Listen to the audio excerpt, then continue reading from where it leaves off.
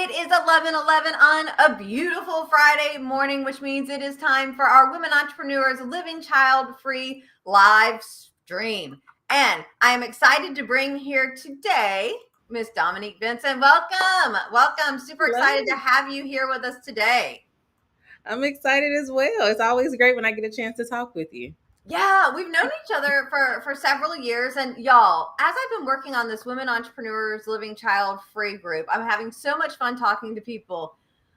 But I will tell you, Dominique is not one that I thought would be part of this conversation, because when I let her go big, if you see this so reminds me of Cliff Notes, which kids don't know nowadays, but it's what makes me think of.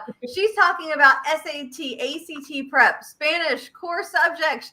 She's a woman living child free that works with children. Yo, what's up with that? Oh, I get that all the time. It's so funny. Because most people assume if you're child free, you hate kids, which y'all, that is not the case. I love kids. I'm good with kids. I just don't want my own kids.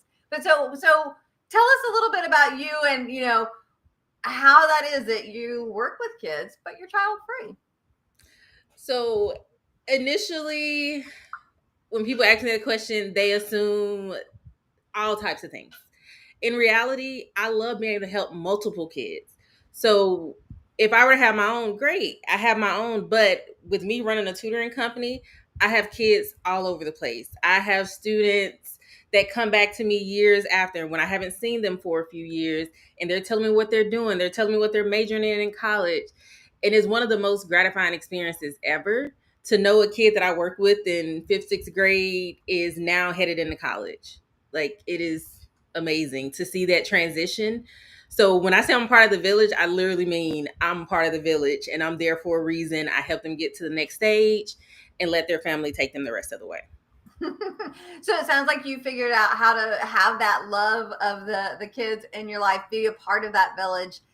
And it's interesting because as I'm diving more into this child-free community, I am really getting so much that, wow, how we do it in America nowadays. And, I'm not going to get too much into that, but it's very singular unit. It's like, a parent or two parents versus being raised truly in a village with that interaction. So how important do you think it is? And this is kind of a weird question. How important do you think it is for people to be able to be part of that village for others, assuming that they like kids? If you don't like kids, then that's just the thing. You don't like dogs, you don't like, I'm not saying that. But for people out there, especially maybe some of those, because I've gotten some women that are judgmental of, oh, you don't want kids, how selfish of you.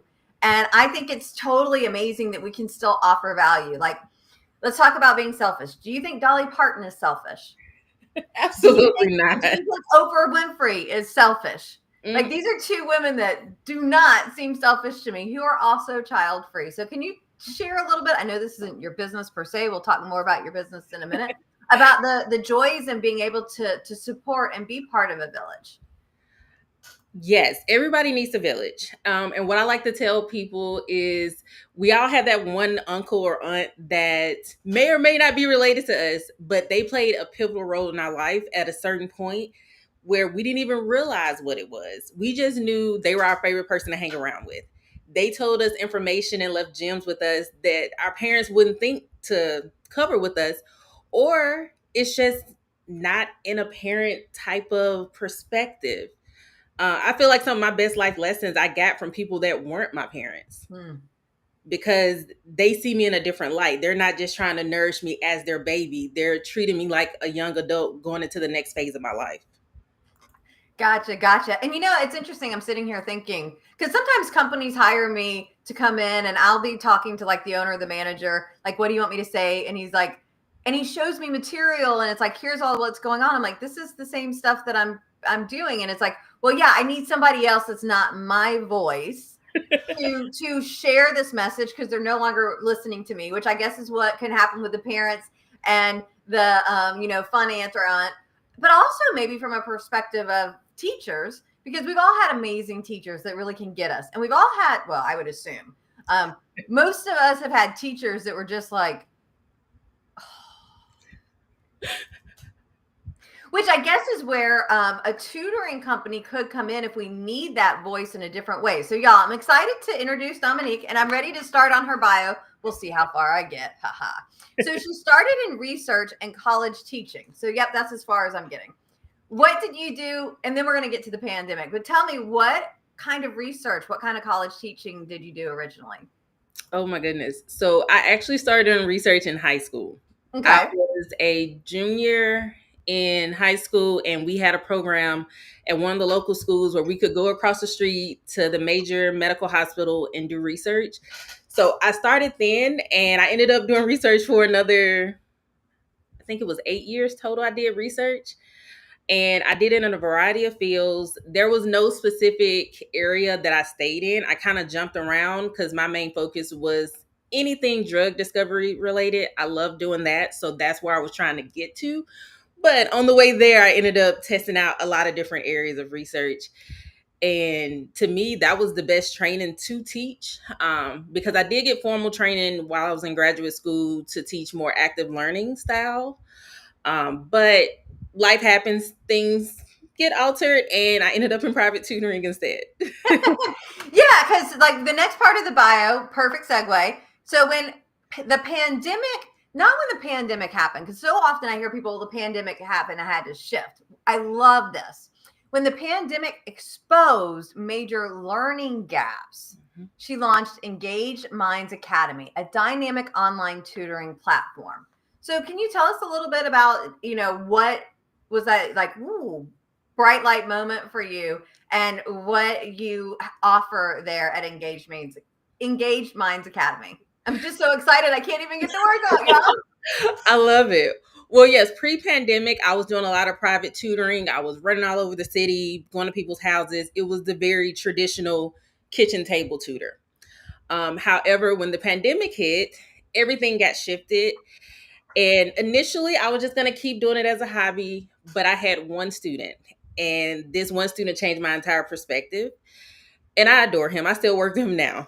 And he's, I think, a sophomore or junior in college, if I'm not mistaken. Um, he has a auditory processing disorder. Okay. So that was part of the reason why I worked with him, because I could say the same thing in three different ways and he only understood one of them. And so that's one of those rare disorders that people don't know much about because it's not prevalent in the world. Well, I was working with him in geometry when the pandemic hit, and I'll never forget, his mom called me livid. She forwarded me an email from the teacher saying, all the work that your son has done since spring break, we're just going to forget about that. And I'm going to give him 4 assignments.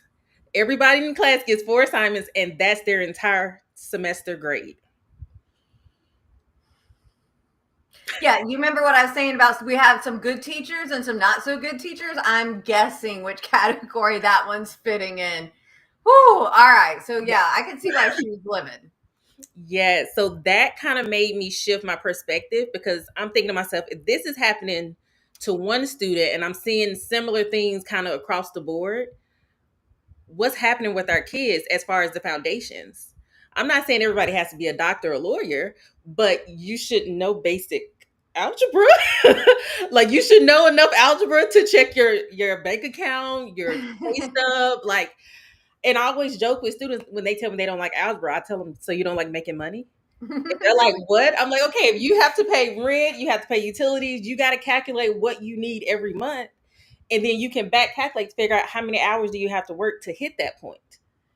So I try to relate it to them to real life, but that was the student that made me stop and kind of shift gears and really turn it into a business, because I wanted to help as many students, because they're going to be taking care of us in 10 years.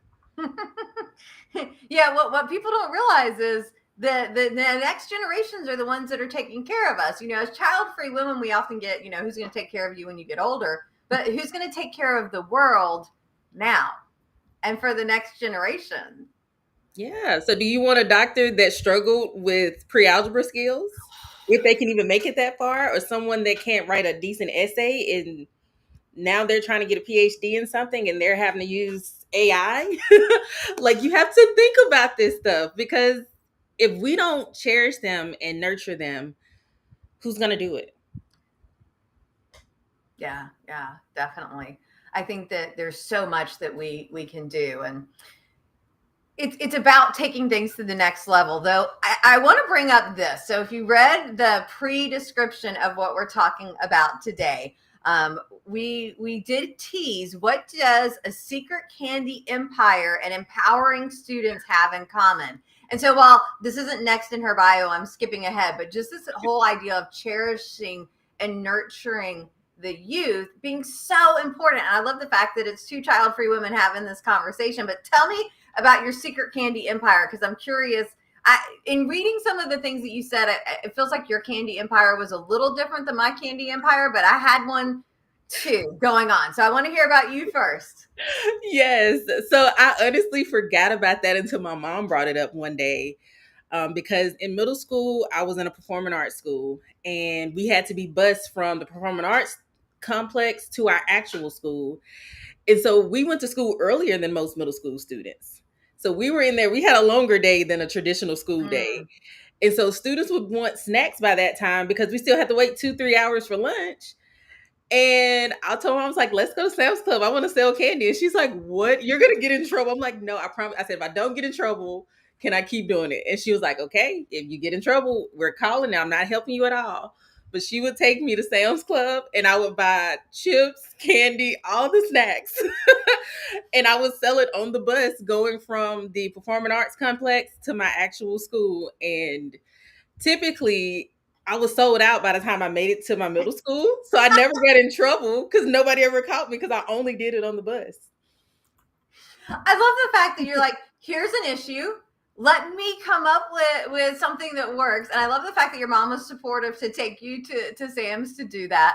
Mine was slightly different, not nearly as enterprising. I was in chorus. I think this was like 8th grade. And we were doing a trip to Toronto for our choir trip.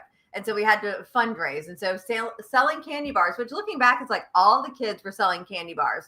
But apparently, like I was like the only chorus kid in most of my classes because not everybody else was doing it. But for like, yeah, a good 2 months, I'm like, I'm the candy bar person. And I tell you, those peanut butter and chocolate candy bars, I would eat like one a day. That was not good for my health. But I love the almond ones. mm. Oh, see, I didn't eat almonds back then. Now I like almonds. Like sometimes I'm like, what candies that I didn't realize I liked because of the ingredients growing up could I go back and try? But somebody was like, "Oh, have you tried these before?" I'm like, "No." They're like, "They're so good." I'm like, and it sounds like I would love them, and I don't need to know that I love them. I am much better thinking that, yeah, no, I don't. Yeah, never had it. It's perfectly fine. It's perfectly fun. All right, so y'all, Dominique is on a mission to boost student confidence, sharpen critical thinking, and make learning engaging. From researcher to entrepreneur, Dominique provides proves knowledge is power when taught the right way. So I'm reading a book right now on emotional intelligence and talking about school, and like the whole history of school to me is fascinating, of why it was created and what it is. And I think school has morphed into being something that wasn't intended, and it's now this all-encompassing thing that it's supposed to be. And that's a whole different conversation for a different way, a different day. But I love this idea of when taught the right way. So can you expand a little bit on that for the viewing audience? Of course. All right. When I say the right way, I mean for that student. Mm. Unfortunately, when you go into a classroom, the teacher has to teach to the masses. So they're only hitting probably 70% of the students. Some of those students, they need to be taught in a different way. And because I've worked with a variety of students that have, whether it's ADHD, dysgraphia, dyscalculia, all the different things, you have to figure out the method that works best for them. And so that's what makes tutoring more innovative, because we have the time to work with that student one-on-one to figure that out.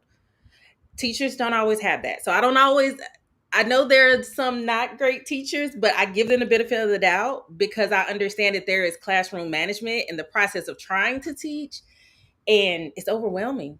Like, so overwhelming. Sometimes I have a classroom, like, because sometimes I speak in, if I've got 2,000 people in the audience. It's not like we're going anywhere. It's not a conversation. It's just me talking. But sometimes I'll do like classroom style teaching where there's 20 people and I'm dealing with adults. And sometimes it's still the side conversations. B, how do I say it in a way that gets, how do we pace so that most people get it?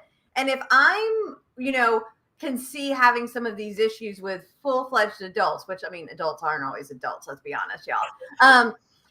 It's got to be super hard on these teachers who are also overworked and underpaid. You put all that together, and yeah, for the most part, I feel like teachers, it's kind of like teachers and nurses. Everybody's complaining about the teachers and nurses, and I'm like, y'all need to shut up, because we're lucky that we still have teachers and nurses with what we pay them and put them through. Like, those are two professions that are grossly underpaid that would be amazing. And I always laugh. I'm like, we can pay our professional athletes millions of billions, but the people that are molding our future are barely scraping by. Anyway, apparently I'm in a tangent mode today. And you want to know the funny thing? What? My mom's a nurse. So that's why I have sympathy for them as well. I'm like, you don't realize they're working 14-hour shifts some days, and that's not even intentional. Right. Yeah. That's like teachers. They're working when you don't even think they're working. There is no true off period.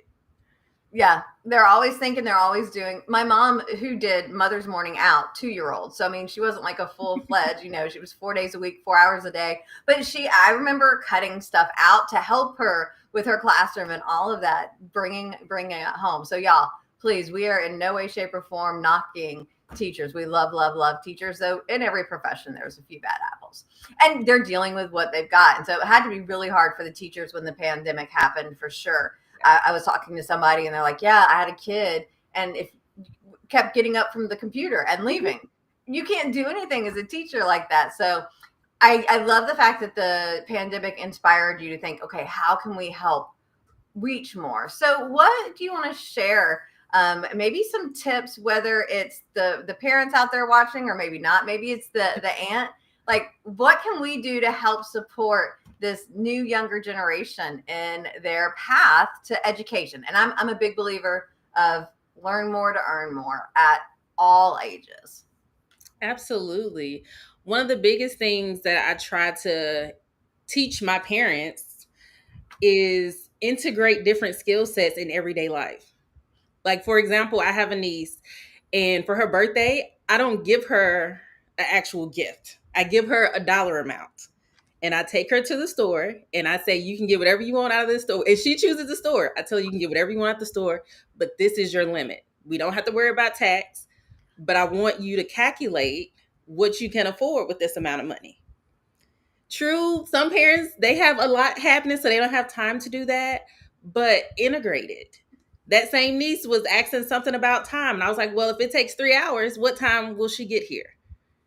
It doesn't have to be intense, but just sprinkle it in everyday life. Ask them questions. Okay, if that shirt is 20% off, what's the price of it? Or estimate what's the price of it. If you knew how many adults don't know percentages and fractions, it is absolutely crazy to me. When I tell people, like, hey, you want to leave a tip? Yeah, 15%, 20%. And they're like, how much? And I'm like, now, and maybe it's just somebody taught me the hack. So I was always taught, if you're going to tip 15%, we don't tip 15% anymore. But when I was taught 35, 40 years ago, it was 15% back then. I was like, you take the bill total of $40, you move the decimal place over once. So now that's your 10%, $4. And if you're doing 15%, half of that is 5%. So that's your $6 tip. And like, for me, it doesn't take anything. You want to do, now I don't do 18% because I'm too lazy, but you want to know the 15%, the 20%, it takes like no time, but it's a skill that's easy and that we could use all the time. Yep. I used the same skill because when I was coming up, it was 20%. So it was move the decimal, then double it. It's much easier now with it being 20% now, right? Yeah, so much easier. Yeah, I understand we have so much technology and easy stuff we can do. We can ask Alexa. Like, you can do that, but unplug Alexa while they're doing homework. I've seen students abuse that so very much, and they're abusing it with basic multiplication. And I'm like, come on, let's try at least. let's figure out what works for you, and let's just work that system over and over again until it becomes a habit. Nice. So I know that you. Oops, sorry. I fidget with my ring, y'all, and I just threw it off my hands. Friday. So I'm big here, but I'm gonna go back small in just a second because I know you have some topics covered over on the screen. So SAT, ACT, Spanish, core subjects. Tell us a little bit about the clientele that you typically work with and what that looks like. Okay, happily. So as far as my clientele is typically on two different extremes when it comes to the students. Either they need more structure and homework time because they're in choir, they're in band, they play club softball, whatever it may be. Those students that are very active, they have to have structured homework time because they Mm, have to maintain certain GPAs to keep doing a sport, or that's a deal they made with their parents where in order for you to keep playing guitar, you got to have a decent GPA or you got to pass all your classes with at least a 75, whatever it may be in your family and your household. But those are great. And they're typically the athletes, they're the national merit scholars, they're all over the place. They are doing a ton of stuff. And having a tutor every week at the same time benefits them. So what I'm hearing is one type of clientele that you work with is because I think a lot of times people may originally think of tutors with like you're failing and let's help. But it sounds like you got people that have a lot of things going on in their world, and so it's much more about the structure and the focus and I laugh. One of the things that we offer in the More Abundant Entrepreneur community is we do a 2-hour workshop every week. It's called Get Stuff Done. Essentially, we come in for 2 hours and it's like I say, what are you working on now? We set a 25-minute timer. We go work and then we come back together. And like the first time I went as a participant, I'm like, this is so stupid. Why am I doing this? And it was so like it's the most productive time of my month is when I do that. So we offer it the first, the third, and if there's a fifth Friday of the month, Wednesday. We offer that because it gets so much done. So I can only fathom not only having that structured time set aside, but somebody to help. Like, are you sometimes planning like, okay, if there's a project, when do we need to get things done, stuff of that nature? Sometimes, but that's really student based. Yeah. And that's one of the things that I'm very intentional about when I'm working with students is try to get them building the skill set so that they understand, oh, if I have a test on Friday, we don't wait till Thursday night to study. You're not booking a session at 8 p.m. on Thursday for a test, which I have had happen more than I would like. I'm like, no, we need to do this at least 48 hours in advance. That way, if it's something that's weird or your teacher wants it done a certain way, I'll tell them, ask your teacher in class tomorrow or send an email. Because we need that space, but we also need to build good study habits that don't involve the night before cramming. Love it. You know, it's interesting. When I went to college, I went to Queen's University in Charlotte, North Carolina, and it's a little bit different than a lot of the schools in that instead of taking like arts and humanities and reading and all this, they wrap it all together. They call it core. And essentially it's what's a good person, a good life, what's a good person, a good life, a good community. And so like the first semester we were doing like ancients, like the Odyssey and the Iliad. The second semester we were, fourth semester, I think we were like, we talked about like Nazi Germany and World War II. We read comic books, Mouse, about Nazi Germany. It was like, it was such a unique way of putting it all together. But freshman year, the very first week of core, they're like, here's special note-taking paper. Here's how we recommend. Like they actually taught us. Now I was fine, but some of the kids, they had never been given this. So it's amazing, that this skill of how do we learn, how do we study? So it's awesome that you're helping us. Now you mentioned you work with two types of people. So that's the one type. And then the other type. All right. So that's when we get to the more traditional side of students that they struggle with math or they struggle with science. With them, it is focused tutoring to get their skill set up, but it's also shifting them into a growth mindset. Because so many times I've heard students say, oh, I'm just bad at math. Mm. But the problem that I've seen is they usually heard that from an adult around them and they've internalized it. Yeah. And so and then they have to keep reinforcing the story. Yep. And I'll tell them, okay, if you say you're going to do bad, you're going to do bad. Mm. So you have to keep in mind every single word that's going through your ears. you're internalizing it. So I do work with those students that just, they always need a lot of assistance, or they have some type of learning difficulty where they just need more personalized attention. Because in a class of 25 or 30, and you don't understand the verbiage and how it's being stated, or the steps aren't making sense to you, they're not logical. Yeah. There are some students I have to teach them in ABC steps. Like I tell them, write it down. First step is this. Second step is this. And I tell them, write it on a blank sheet of paper and leave it beside you while you're doing your work. Because as they're doing their work, they can refer back and forth to that checklist. So that's the other type of student, the more traditional one, which of course I love them as well, but I just have to use my different skill sets to assist them. Yeah, love it. Now you do have a couple freebies for us for people. So you want to tell us what you got that can help us out? Yes, absolutely. So I actually have two freebies because everybody either falls into college prep or there's traditional tutoring homework assistance. So for parents dealing with students during those K through 12 years, it's about the words that you use with them. And so my freebie is about ways you can instill confidence and the different skill sets, and even just conversational, what words you're using. So that one is more so for my parents, so they have a resource. Could the aunties and uncles use it too? Absolutely. Perfect. So if y'all are watching this and you're a parent, great. If you're watching this and you're not a parent, great. Remember, we're all helping influence. We're all the village, the tribe for these kids. If you like kids, and if you don't like kids, then if you don't like kids, stay away from kids. Yeah. All right, so that's our first freebie. Yes, and then the second freebie are for those students that are applying to college. I do have an SAT software that has a free level, so they can go in there and start prepping for the SAT right now. It is a fully automated system. They don't even have to talk to me. They can just go in, put in their information, and start prepping. Nice. I have flashbacks to SATs, and just hearing people talk about it. Oh, anyway. And so you had a whole nother version. Now it's completely different. And even that, I'm like, okay, have you taken this new test before? Because I got to teach you things in a completely different way.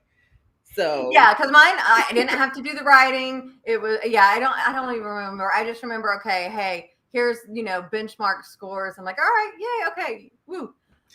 It was glad to be done. It's like, here's this thing that matters the least, but everybody's different, and I get it. If y'all can't tell, standard. It's funny. I laugh. I'm like, I wasn't smarter than my brother and sister growing up. I'm just better at taking tests than they were.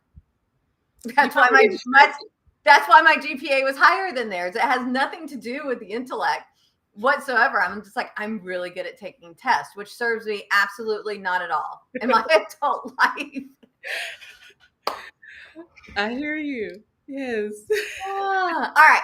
So where can people go to find you? I know, yes, y'all can go to bit.ly/m/EMA, and bit.ly, y'all, remember, can sometimes be sensitive with those cases. So lowercase here. Where can people go online to find out more about you or connect with you? So they can use that link to go to my website. Everything is on that main link. So they can see a bunch of stuff I have offered. They can even book a consultation with me. I love talking to parents. I do not charge for consultations. If you just have questions or you just feel like you're being gaslit and you don't know what's happening, I will help ease your fears. I love talking to parents all day, every day. And at least that way, you have me as a resource, which is more important than anything else. Gotcha. Now, out of curiosity, because this is the space we're in, do you ever have family members other than the parents reach out to you to help with tutoring? Ooh, that is a good question. Like grandparents, aunts, and uncles? I'm just curious. Definitely grandparents. I've had that. I think I may have had one aunt. But typically I end up with the aunts because they have kids and they heard about their niece or nephew getting help. Yeah. I've had entire families before. It's great. Love it. Y'all, so we are here. We are women entrepreneurs living child-free. And just to let you know, we do have our networking event once a month. It's Connect and Collaborate. It is open to all women entrepreneurs and business owners who are loving living life child-free. We would love to have you come out. we do have our Facebook group that you can check out where we talk about everything, which is facebook.com/group/women entrepreneurs living child free. And I have to ask, Dominique, what about this idea of women entrepreneurs living child free? What about this community and being a part with others excites you?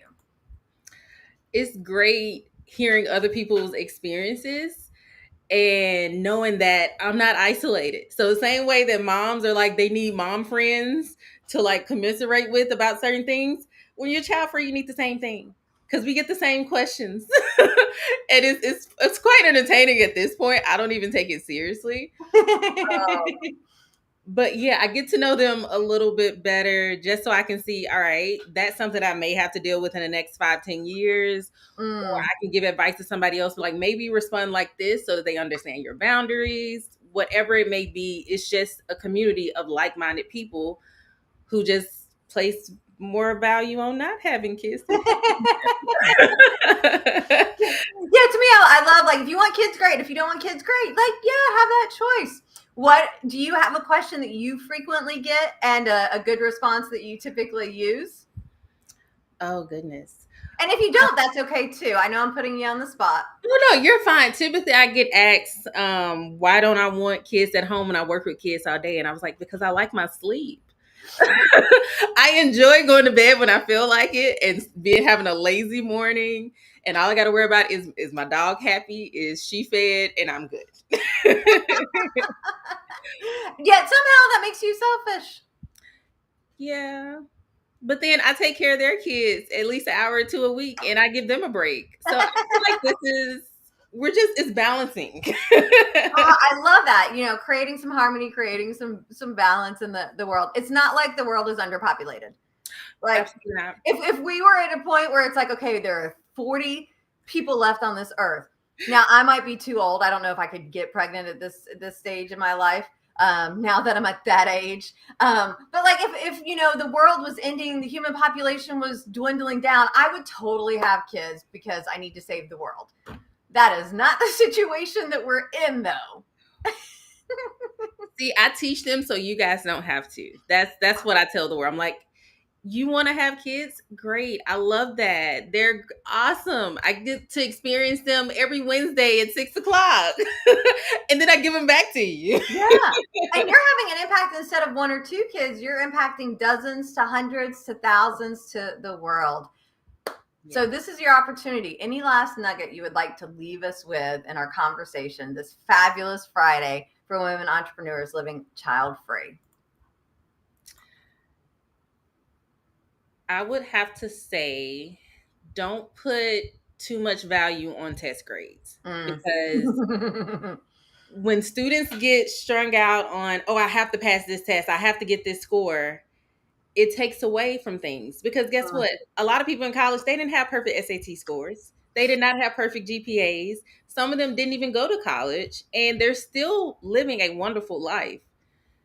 Let the process be you learn more about yourself and not, I have to have an A in every class. And I think that's amazing advice, and that's probably good for us to apply to all aspects of our lives. Thank you, Dominique. It has been amazing having you here today. Again, y'all go bit.ly/m/EMA for Engaging Mind Academy. It has been awesome having you here. Next week, we will be joined by Karen Leos. And so we're excited to have that happen. And then again, we hope to see you the 4th Wednesday of every month for our Connect and Collaborate.